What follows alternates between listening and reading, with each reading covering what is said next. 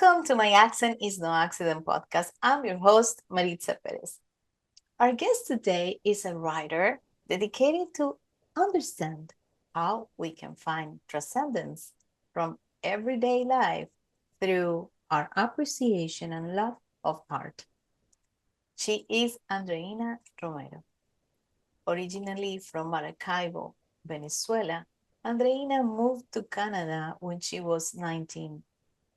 In 2013, Andreina started her blog, The Things We Love, while working as a researcher in her day job.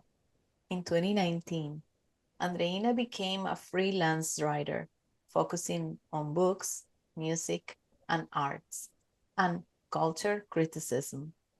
In 2021, Andreina and her sister Gabriela co-created Wicks and Candles, a podcast about their obsession with period film.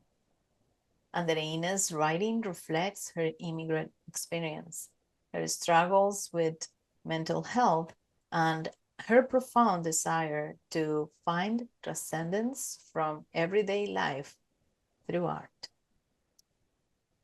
Andreina, welcome to our podcast. It is a pleasure and an honor to have you with us today. Oh, hi, Maritza. It's such an honor to be here. Thank you for having me. Thank you. I'm very happy to have you here. And I would like to start with our theme question. Okay. Andreina, what is your accent and why is not an accident? Ah, that's a great question. And I haven't thought about it in a long time. My accent is from Venezuela. It's a Spanish accent, particularly from Maracaibo, which is the hottest city in Venezuela. And it's like the most western city in Venezuela, in the border with Colombia. Yes. Um, so yeah, my accent comes from there. I always say I'm I was I left Venezuela when I was 19. So I said that my language, my Spanish language, is a 19-year-old Spanish person, and then it's really crazy to think about. But I've been speaking English longer than Spanish now because Oh, that's awesome. Yes. I've been in Yes. Canada for nearly uh, 20, nearly 29 years actually. So my life in English has been longer than Spanish. However, my accent never left, and sometimes I feel like it's getting stronger actually. Yes, I think we always keep our roots, right? So when we are growing, like sometimes I also feel like the same way that there are certain things, and when I am among people from Colombia, my accent gets stronger and stronger. Yeah. Yeah. But in this more like kind of like it's the roots of where you come from. Well, absolutely. I think about I don't think about my accent too much, but I do think about language a lot. Because for the first, I think I can remember exactly, but around the first 15 years or 14 years of being in Canada, it was just myself and my husband.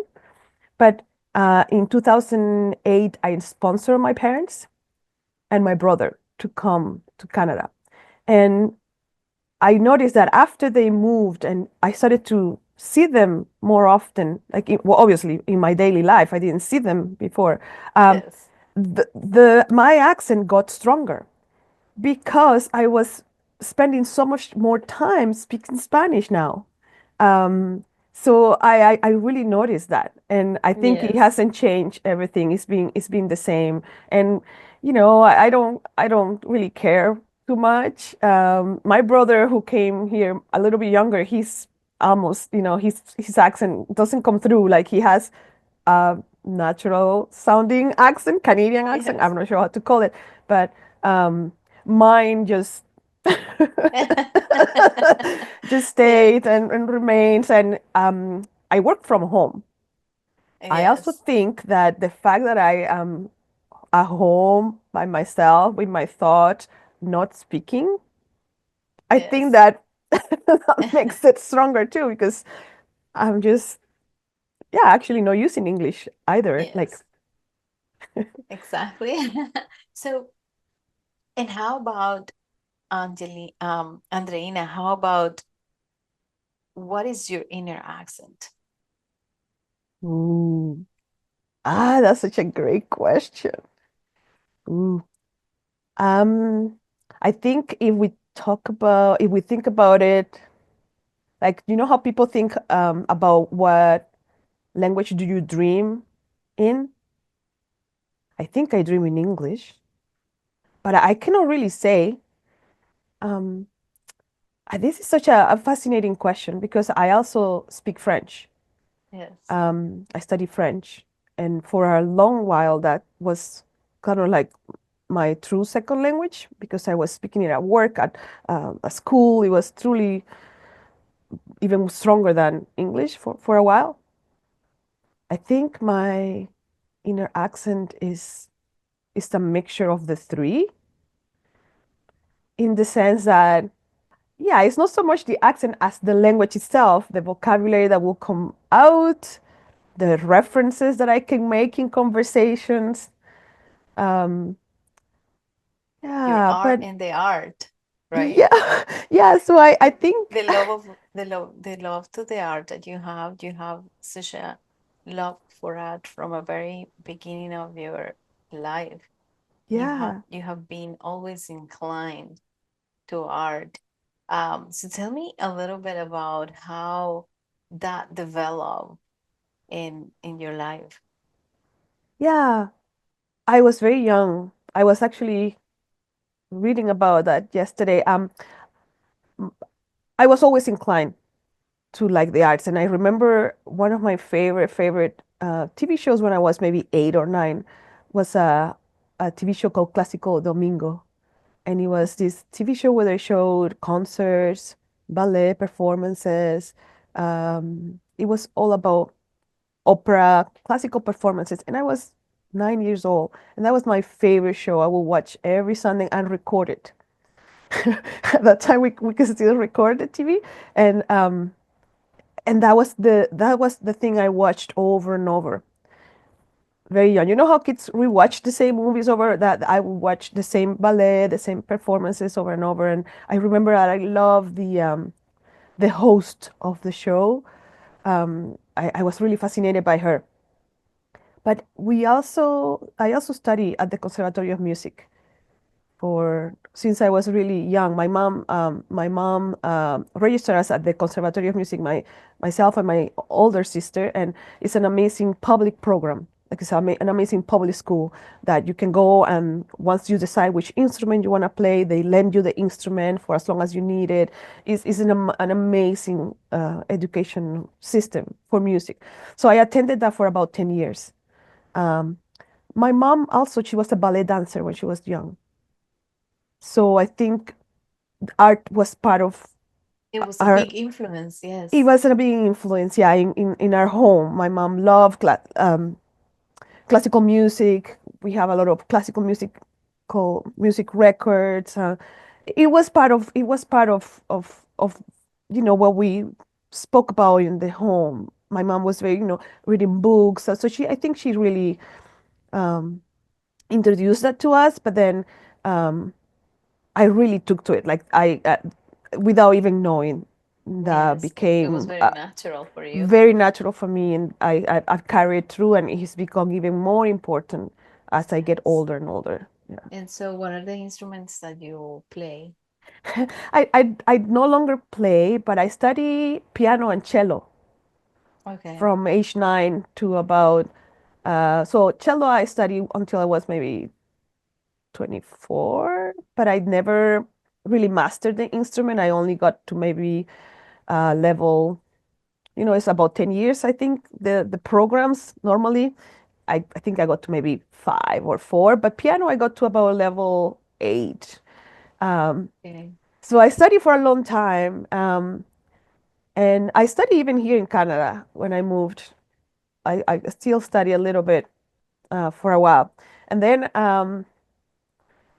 I left cello. I couldn't practice. We lived in a rental apartment, and cello is Oh, such a boomy, like a bass, like it sounds really. yes, So it was yes. very Yeah, I hard to imagine. practice at home. So I will have to go to the school to practice. So Yeah. anyway, and my husband is a drummer. I met my husband at this music school in Oh, Maracaibo. awesome. So and ever since he moved to Canada 1 year before me, he always played the drums. He never stopped playing the drums. He always had a band, even if he didn't speak the language. He was already playing in a band drums, and Yeah. he's never stopped.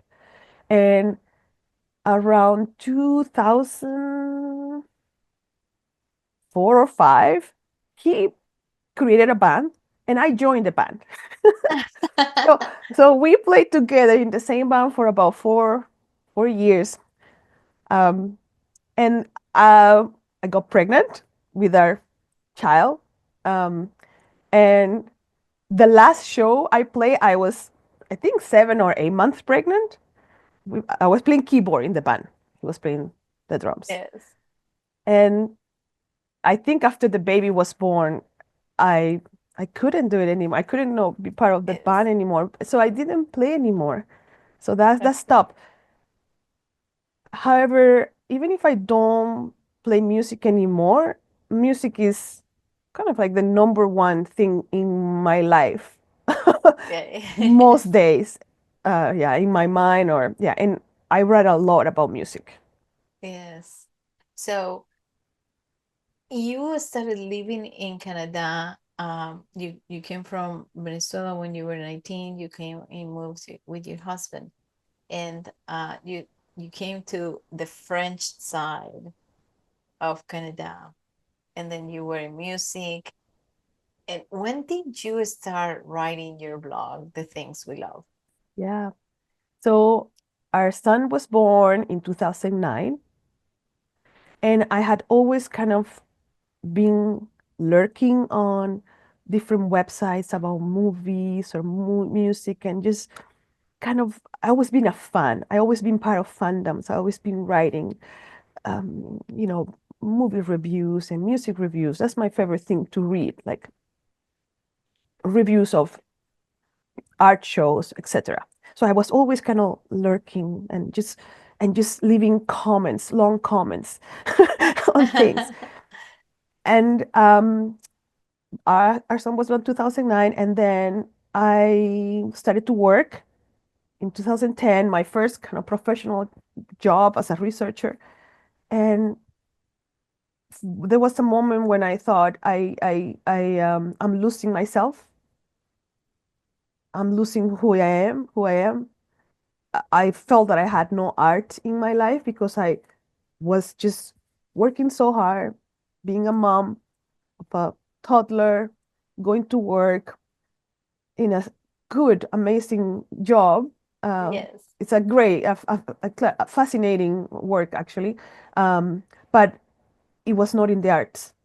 And all my studies were dedicated to the arts. I studied French literature, I studied film studies, um, and here I was doing research on government programs about, economic programs or economic development. So it was very far from my heart.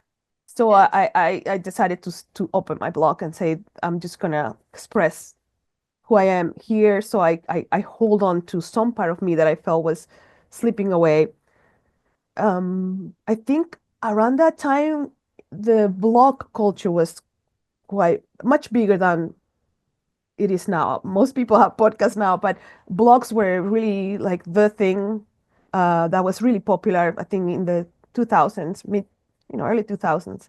Um, so I opened the blog, and I just felt that a lot of the conversations that I saw were about, being a mom.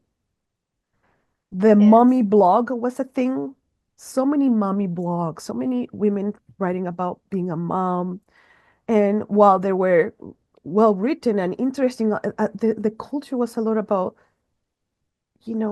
the material objects around being a mom. This is the best stroller. This is the best milk. Just advice on those kinds of things, which useful. But for me, it was just feel like a trapped. Yes. And I thought, I am not just a mom. I do not care about strollers. I care about movies and art. And I love my son very much. Obviously, I was, Yes. being working really hard. Like I was not a mom that I cherish being a mom. But those were not the topics that interest me. Yes, exactly. Okay. So I started a blog with that and I started writing movie reviews, uh, very little personal writing. I was mostly book reviews. So I will go to the library, get books, read them, post reviews in there, concerts. I will put reviews, m- barely any readers, but I just kept doing it. And I essentially taught myself how to write doing that. Yeah. Okay. That is amazing. And then you moved to the other side of Canada, or this is already when you are in the other side of Canada. Exactly. Yeah, because my husband moved to Quebec with his family, and I joined him a year later. And we lived in Quebec City for a year and a half.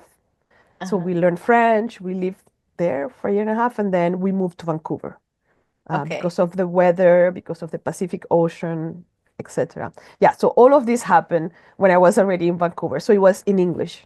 In Yeah. English. Okay. Yeah. So you started like in that is so important because you even it is not your first language. It shows that even though it is not your first language, you can train yourself to write well and to become a writer. That the language is not a barrier, that you don't have to put a that wall and say, well, I like when I open up this podcast, I said, well, but English is not my first language, so why would people listen to me, with Mhm. the accent, and it's going to be boring or it's not going to be interesting. But then actually people have started to say, well, we love it because the topics are very personal and it's more about, different things. And I, it's not, I don't have a huge following, but I have 3,000 downloads, things like that. So it is, it is getting like an impact. Yeah. Um, and started to understand that the accent that you have, the things that you do in life, and the barriers that you cross are what matter. Mhm. And those are kind of like, okay, I can, I, I cannot write right now, but I will, but I would train myself to do it because if I do it in Spanish, I'm going to be able to do it in my new language. Ah, oh, that is so moving. Thank you for saying that. And I see myself in you, like such a similar kind of impulse to Yes. share, no matter what the language. Um, yeah, definitely. I never wrote in Spanish. I did actually. I did write in Spanish, but I was so young. Like I had diary upon diary, so I wrote a lot in Spanish. And I started studying journalism, communications when I was in Venezuela. I studied that for a year before I moved to Canada. I kind of quit university and moved to Canada. So I was writing, but I was terrible at it because I was 17, 18, didn't know anything. Like really, I didn't have didn't have any training. But the writing voice is English. Maybe because I love the language, or maybe it's just that submerged, like immersed in it. I I'm not sure why, but that is the writing language. Like I've written in French too and Spanish as well, but my most natural voice in writing Yes, is it's English. is in English. I do love this language a lot. And of course, that's a reflection too of, what I read. Mm-hmm. When I was in school studying French, I read a lot in French and I was really good, like writing in French. French is a very difficult language once you master it, you don't want to lose it because it's so hard to master. I So, know. so that's the reason when I finished school, I look for works for jobs where I could use French, and I'm still using it till today. But I'm not as good as I was when I was in school because I was teaching French, I was using it all the time, and I had to write my master thesis in French. So Yes, it was a different level. But after I left school, my world is in English. And I don't know if it's a good or bad thing. I guess it's a neutral thing. Most of the art that I am watching or reading is in English. It's something that I'm trying to, I've always tried to not be in just one language, yes, but the majority, most of it, is just natural. So that is yes, my voice come from that. And I do have a love of the language. Like I love English. I find it yes, funny. I find it practical. I find it like a fascinating language. yes. Amazing. And then now how did you like you're writing and you continue doing the research work and talk to me about how the podcast Wings and Candle came to. Yeah, yeah. It's just my sister. I have a younger sister. Is three sisters and a brother. So I have an elder sister, then me, then my sister Gabriela, and then my brother. So my Okay. sister Gabriela moved to Europe. She married and moved to Europe, and um, we have lived this way for over 20 years. I'm here, my sister in California, my other sister in Europe, and we've always had this love of the arts. But in particular, we had this affinity for period films, which is, if people don't know, like period films are like what they call costume. There's many names: costume dramas, historical film, Yeah. period dramas, and it's usually like book adaptations of classic novels, like Jane Yes. Austen novels. So, and usually when you say period film, and you think about the PBS kind of Yes. adaptations of Jane Austen works or the Bronte sisters works, all these kinds of things. So since we were very little, my sister Gabriela and I, we were fascinated by this type of films. We discovered that we love them, and this was throughout. So when we were young and after we moved, we continued to have this fascination, and a lot of the things that we love today, I can see that started because of period film. Like period film was also associated with classical music, for example. Like a lot of period film will have the music will be classical music, so there was a connection there. And Yes. um, I started to love French because I watched Cyrano de Bergerac, which is a very classic period film from 1990. When we watched that movie, my sister and I, we just totally lost our minds with that movie. It's like French language. So an obsession started. We had this fascination with the world outside of our real life, I guess. It was a form of escapism. Yes. So flash forward to being grown-ups, and I had started my blog, and I was writing a lot about music for a fun site that I still keeping for this musician called Philip Phillips. I adore his music, so I also taught myself how to write about music by writing in that website, and I created a blog. I'm sorry, I created a first podcast called Girls Talk About Music, and I did a Okay. first season Season. of that. It was just about what it means to be a girl that loves music a lot. Hmm. But it was a lot of work. Like I was by myself. Um, it was difficult. I loved it. And Yes. then I was just one day daydreaming, and I told to my sister, we should like we need to see each other more. Like what can we do? And we had this idea about doing a podcast, and I kind of pitched it to her.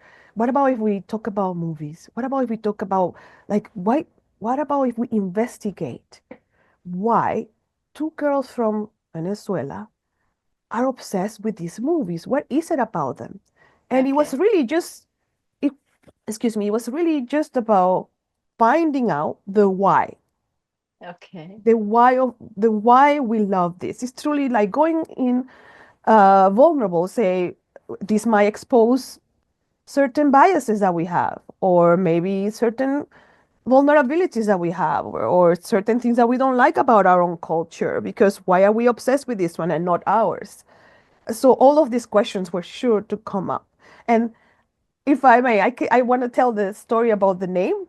Yes, yes, go for Um, it. I didn't come up with this name, neither did my sister. This name came from my husband.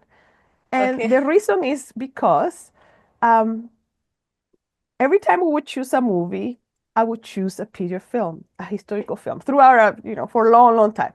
And one Yes. day we were choosing a movie to watch, and I'm gonna say it first in Spanish as he said it. And he said, "No, no, no, please, please, I don't want to see any Peluca y Vela. I don't want to see any Wick and Candle movie." He said, "Please, nada de Peluca y Vela."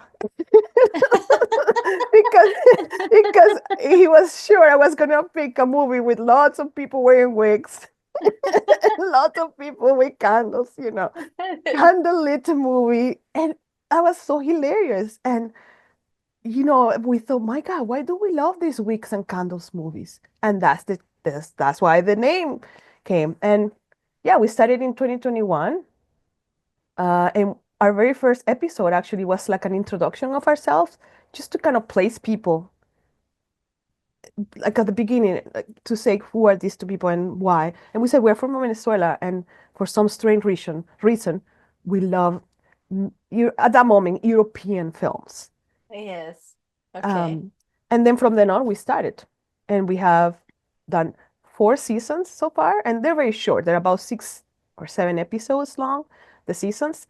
We are doing our fifth right now, so we have done 2 episodes this season. Yeah, so we're still doing it. Awesome. I love that. The wicks and candles. So, what movies have we talked about like in the podcast? Yeah, so we started with the classic movies that we remember from when we were very little. For example, the first movie that we did was A Room with a View. That's a 1985 movie, directed by James Ivory.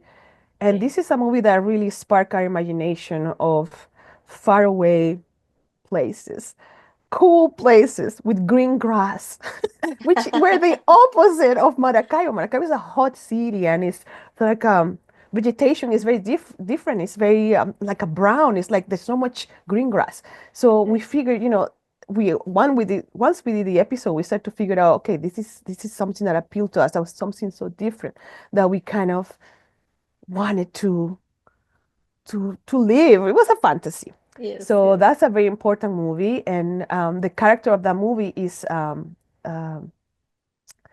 uh, I think it's Lucy Honeychurch. She's a young girl who is, in the market for marriage, Okay. because she's a proper Yeah, English girl, and yeah. that's her job. And it's about her rebellion against it, or trying to figure out who she is actually in this society. This is And a then movie fall that in love happens. instead of. Yeah, it happens. This movie is, I think it happens, the story is in 1911 or something like that. So it's very early 20th century. So it's Edwardian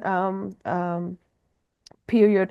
So it was fascinating to us to see this character. Um, Obviously, we did Cyrano de Bergerac, the Yeah. 1991. Yes. Um, we did that one, and we had incredible fun because we were obsessed with it when we were young, very young. 1990, yeah, I was 14, and she would have been 10, 12, 10 or 11. Yes. Um, and it was incredible to go back and see the tropes, the images that had op- fascinated us when we were very young, but now understanding them as adults. Um, we also did a movie called Farewell, My Queen. This is a 2012 movie. Do you know this Yes, movie? I love that movie. Oh, that is an incredible film about. It's based on It's based on a novel. No. Um, and it brings to life the French Revolution from the perspective of a servant uh, in the palace. So it's the perspective of Marie Antoinette's reader. Yes. So the whole French Revolution happens through her eyes, and we actually never see it, but it is really vivid. The panic that set in the palace in Yes. Versailles when they knew that people were rebelling, and what happened to the aristocracy at that Yeah. moment. So And it's a brilliant film. So we did that. yes. Um, but one of the most favorite films that we've done is a movie called Belle, and it's a movie from 2013. It's a British movie, and this was a movie that was not a big movie at all. Like some of the movies I mentioned are quite. Some of the movies that we've done are very well known, popular, and some of them are very obscure. This is one that is kind of obscure, and this movie was special because it was the story of a real person called Dido Elizabeth Bell, and she was the illegitimate mixed race daughter of an English aristocrat, Okay. right? And she grew up being this lady, this aristocratic lady with great position in society, but she was mixed race, and this was in the 18th century. Mm. So this movie was sort of like a kind of like a turning point for us in the podcast because we realized, why didn't we know about this person before? It Yes. took us finding this movie about this black aristocratic lady in England, right? We A lot of period films are from Europe. I Yeah. always say that the British invented the genre of period film because it's a way of exporting their culture. It's kind of continuing the, colonization in a way. This is our beautiful aristocracy and so on.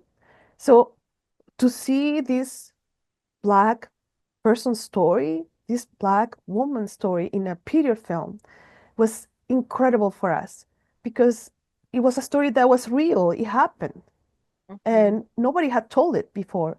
It took a black female director. Her name is Ama Asante to do this movie.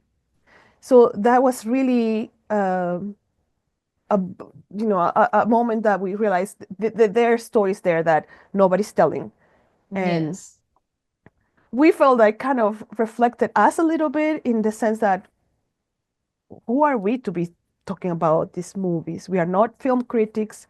We are not British. We're not European. We are, we have accents, but we Yes. love this. Do we have the right? Do you know? So who is gonna tell our stories if we don't tell them? Yes. So that was one of our favorite episodes and our favorite movies. Yeah, but there's many more we've done. We started to kind of switch a little bit from the European movies a little bit to expand to say, okay, what else is there? How are other countries or other people, the artists telling their history? So we watched El Libertador, which is about Yes. Simon Bolivar. So we reviewed that one, and we explored all kinds of themes of how does it look to tell the story of such a gigantic character in history? What Character. does it Yes. take? It's hard. And we start to watch movies from other continents. So we watch The Handmaiden from Korea. It's a masterpiece. And this season, we started to focus on art and artists. Okay.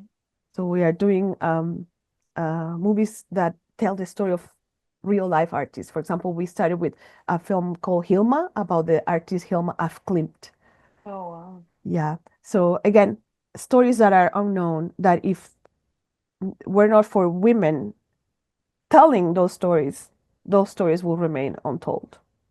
Yeah. Yeah. So So Amazing. those I are some love of the those are some of the those are some of them. We've done about I think 30 to 35 movies.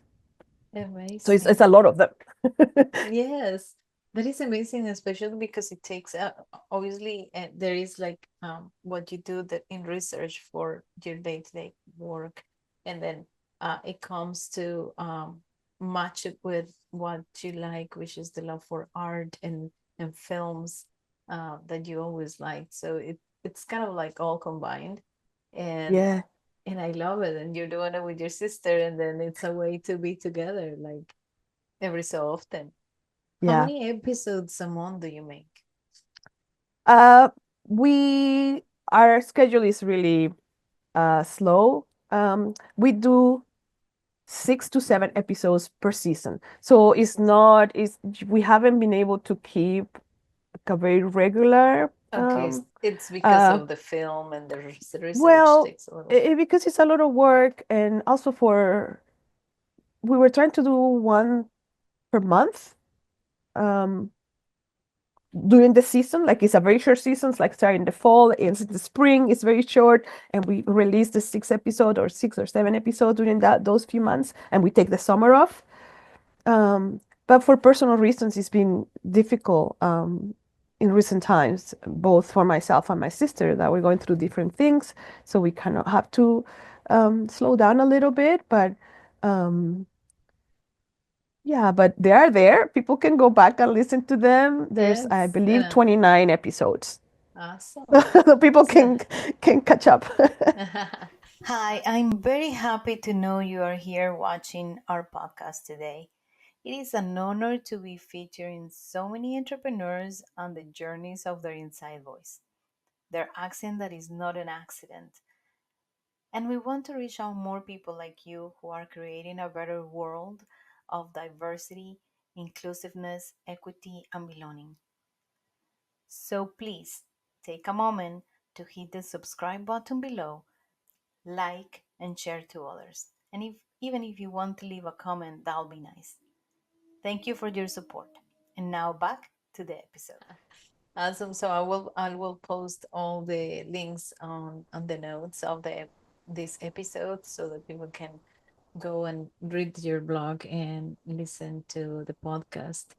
Um, then we moved on to, I would like to move on to what you're currently more doing, which is also not only the blog, not only the podcast, but then you found a new way to write, and it's writing about the sublime in everyday life. Um, let's talk about these, how you got there, and why it's so important. Thank you. Thank you for asking that. Um, it's all really intertwined. It's all a natural evolution of basically the things I love, and that's the name of the blog, the things we love. And it's essentially understanding. I want to understand where this passion comes from. Because at times I feel that it kind of clashes with the expectations that society or people might have of me. Mm.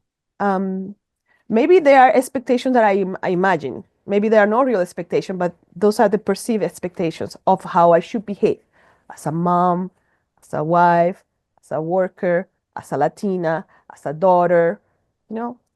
In the sense Yes. that I have always been such an obsessive fan of things. Like when I love something, I love it a lot. Like I love this musician, so I kept his website for 12, 13 years. I got Yes. to that point. I love period film, so I have a podcast with my sister about period film. So I want to understand where this need for art comes from for me personally, and how sometimes it feels that that is clashing with the needs of people around me, or the expectation of how a woman my age should be behaving. Like and again, this could be perceived expectation, this could be my own barriers in my mind, because I grew up in Venezuela, where it's a very conservative society, and girls are supposed to behave this way and not this way, and these are the topics that women should talk about and not these topics. For example, I always find myself wanting to talk about music at parties, Yeah. but normally you are with the moms talking about strollers. And I have nothing against strollers. They're amazing. We need them. But that's just an example. But anyway, that I always had that extra Yes. passion or even obsession. So I've been writing about that a little bit more in my blog. I always written about books and art, but in more recent years, it's becoming a mixture of a number of things in my life. Sort of like this feminist perspective. What does it mean to be a woman who writes? What does it mean to be a woman who writes about music? What does it mean to be a woman that has a podcast about art? Uh, or what does it mean to be a woman, a Latina woman, an immigrant that dreams of being a writer? So these are the questions that I'm always trying to answer. And they're also combined with my mental health struggles that I've Mhm. had my entire life. And I wonder, is this a manifestation of those mental health struggles? And it's all mixed with my identity. Who am I as a mom, as a person? Um, so the sublime is a term in art, but also in philosophy. And Okay. as it relates to art, it describes when you are faced with something so profound, so magnificent, so grand that you have awe, you feel awe. For example, when you're in a storm that you're watching from the safety of your window, but you have this huge storm Mesmerizing and you're moment. mesmerized, right? So it's the feeling of kind of understanding how small you are in the grand uh, scale of things, right? Um, Yes. and also, there's a feeling that is also pleasurable. There's beauty in that. So I always think, why do I feel so strongly about this?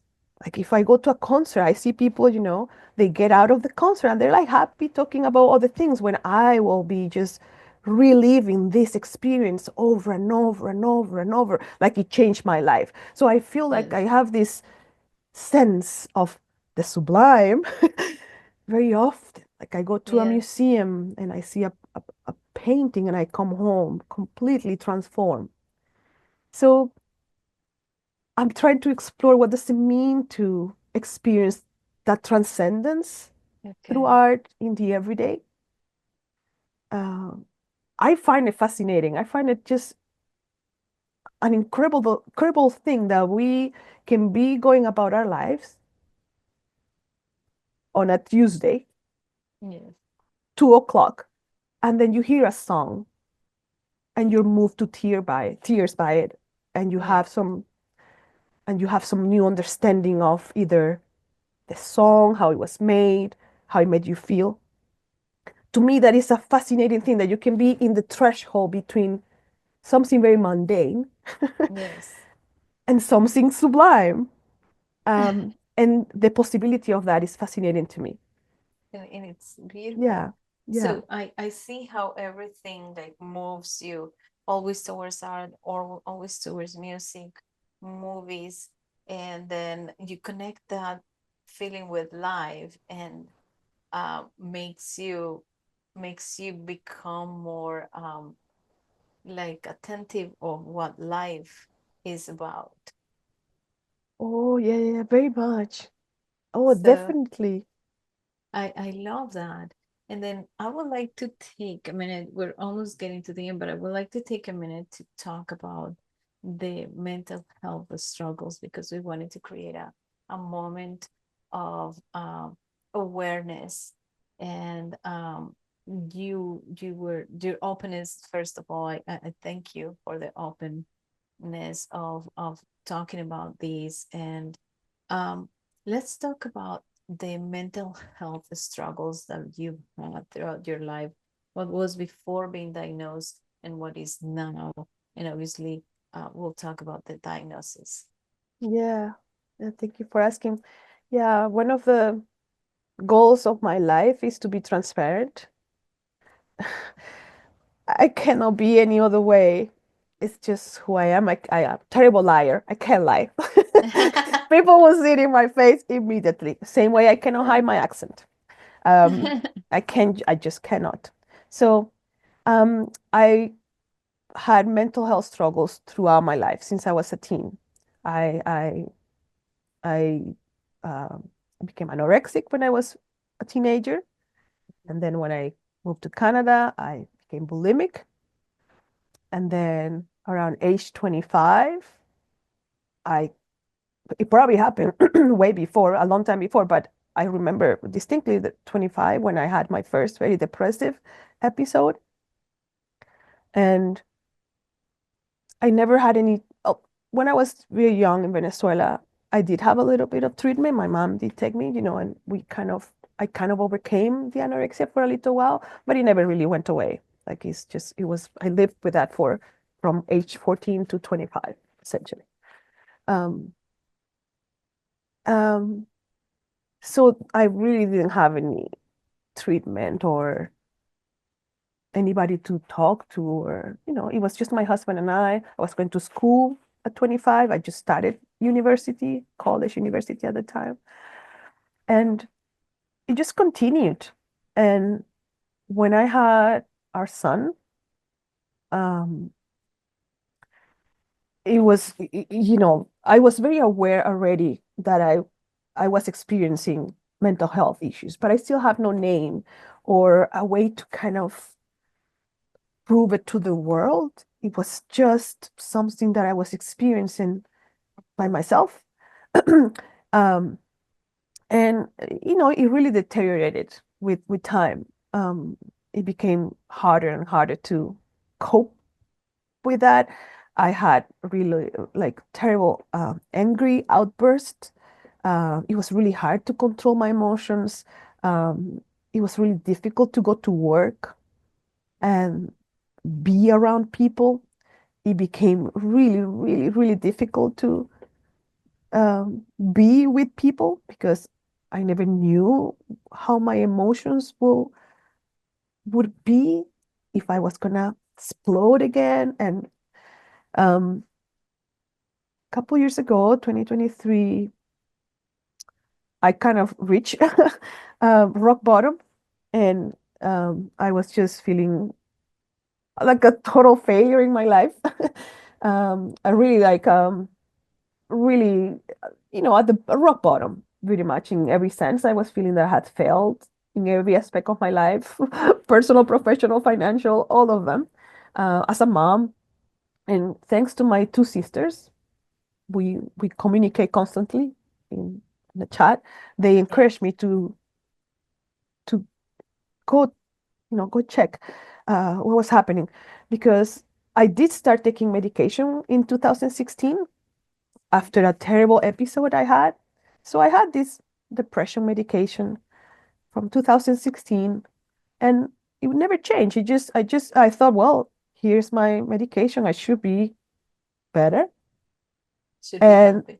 Yeah. yeah, it should be helping. And it kind of helped to keep the anger um, more calm. But I wasn't feeling any better about myself or about anything. I was equally miserable. So, um, but I thought, well, that is your fault. Because if you're taking the medication, it means that anything else is because basically that's who you are. Um, Okay. so I reached rock bottom with this medication, and my sisters, please go check. And I went, and I finally went to like an emergency. Um, and I finally had a diagnosis. I never had one. Um, Mhm. and I was diagnosed with borderline personality disorder. And that was March of last year. And well, that was that was like that was a shocking to say the least, a shocking moment in my life because I finally had some answers. You had a name. You I had had a name and um, validation for how I had felt my entire life, understanding. Yes. essentially.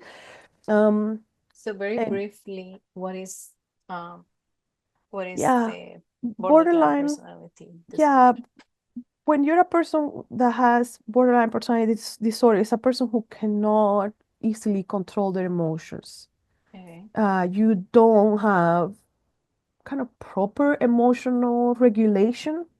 For example, your emotions could be out of place. Like it could be the wrong emotion that you feel in a certain situation, or it could be just exaggerated expression Okay. of the emotion in a certain situation. So if you're angry, you're extremely angry, and it's just very night and day. It's like very sudden. You don't have any control of it, and um, it's involved. It has to do with anxiety as well. So essentially, it's that you cannot regulate your emotions properly, and you feel out of control, really. Mm-hmm.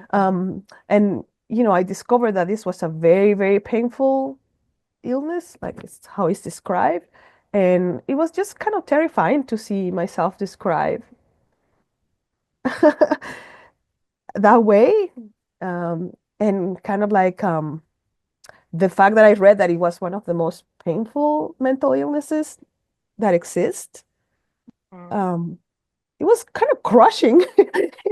It was crushing and very painful because it's like I tried to repress this pain my entire life,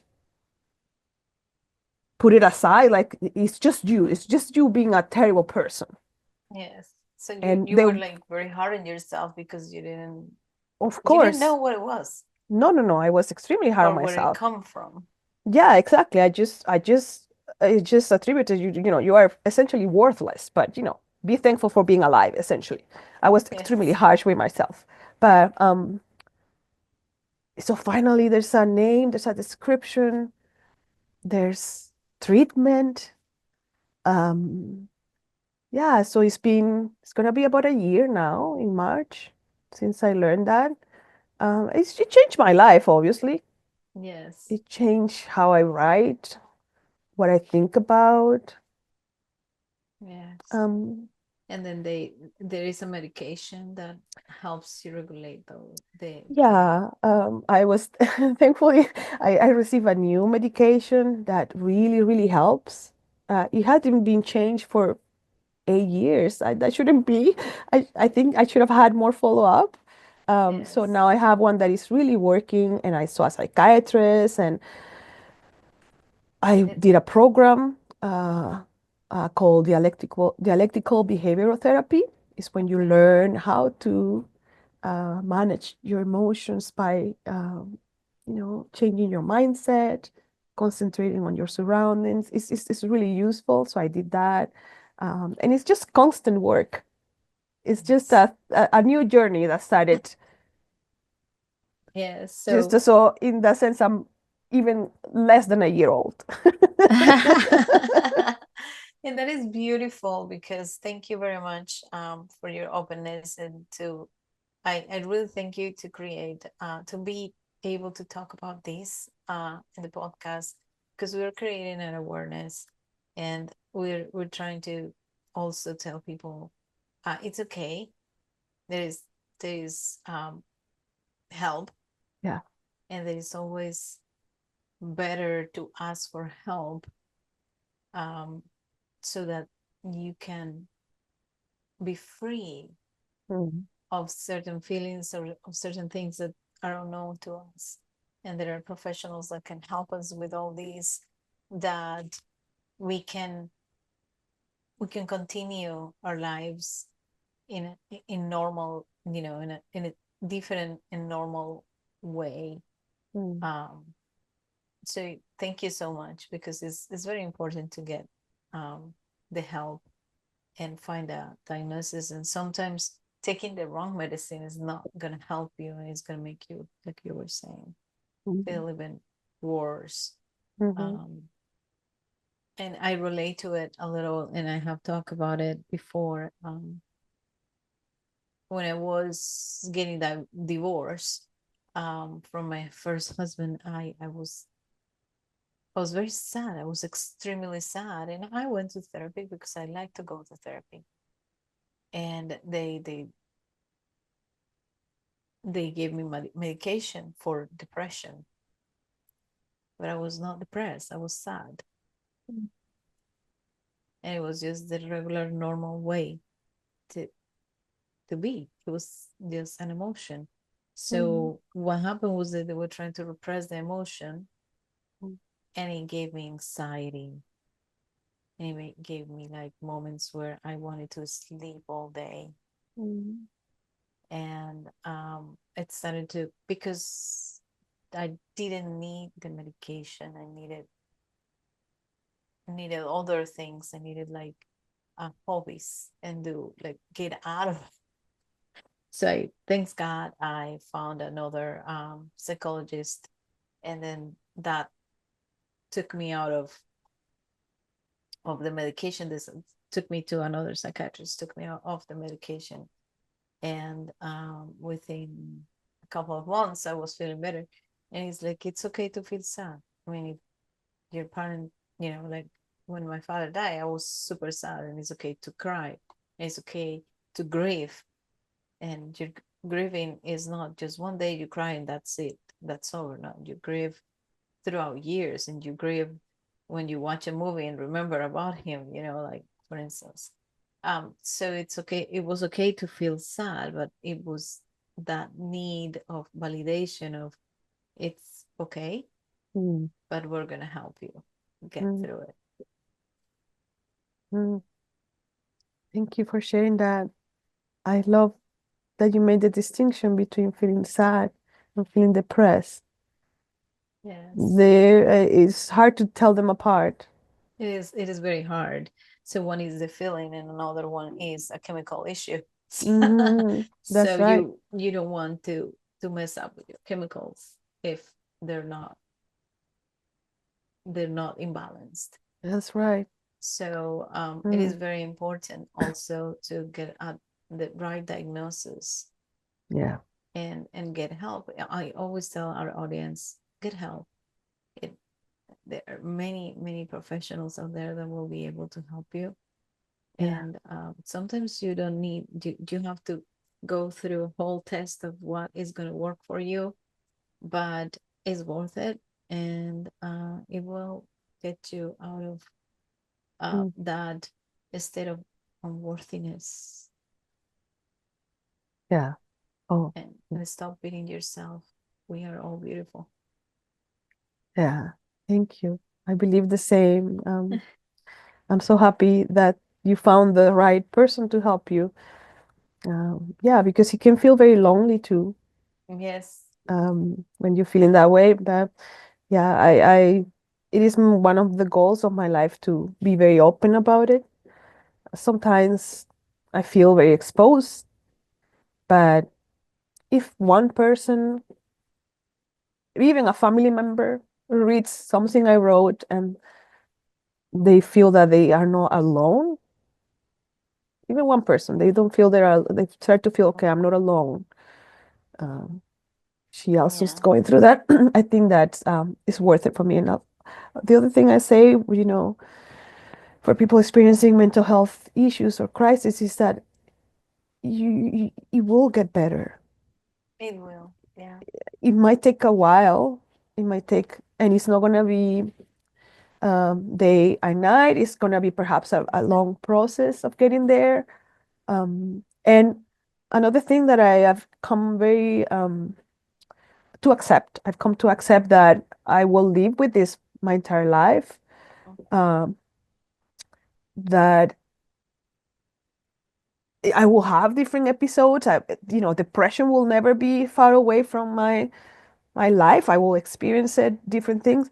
So just accepting that is part of my life and just learning how to, for example, learning how to see the signs. For example, when I started to feel depressed and just taking care of myself, um, Mm-hmm. that has come with age essentially, and just many years living with this, where I see, okay, I'm starting to feel like I'm focused. I'm not very inspired of doing this.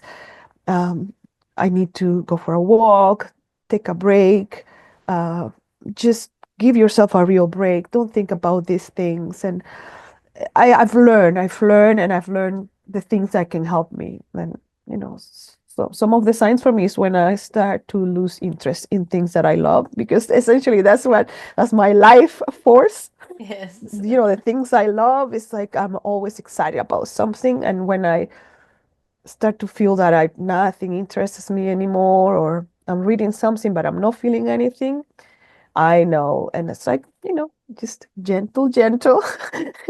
Go for a Yes. walk, bake. I bake a lot, make Yes. a cake, make some cookies. So I think it's also about learning about yourself and Yes. being very gentle with yourself as well, and Be kind. your best friend. Yeah, and that's taken me a long time to get in. Obviously the medication, obviously learning the name, but also I started to listen to a new band called BTS, and I love them. Yeah. and then they're incredible. Their lyrics are incredibly poetic and beautiful, and being part of that community, being part of ARMY, who is the fandom, has really helped me a lot too. And both my sisters love BTS, so we are connected through that as well. So I attribute a lot of my learning to be kinder to myself to their music. Because yes, I have the medication and all of that, but there were the underlying things I wasn't really dealing with. But their music talks a lot about self-love, forgiving yourself, believing in yourself, trusting community, like Yes. you know, making sure that you ask for help, rely on others. So listening to their music, reading the lyrics, being part of that community has really helped me a lot as well. Together with my sisters, Yes. it's a lot of fun too. Like joy, I'm seeking joy, and they bring a lot of like actual joy, color, um, Yes, to our exactly. lives. Yeah, It is, yes, and just be, it's okay. And it's better to be aware, and then and the best thing to do is to focus on yourself, love yourself first. And it is a cliche, and it's probably to say this, but it's true. Love yourself first so that you can love others. it's very hard.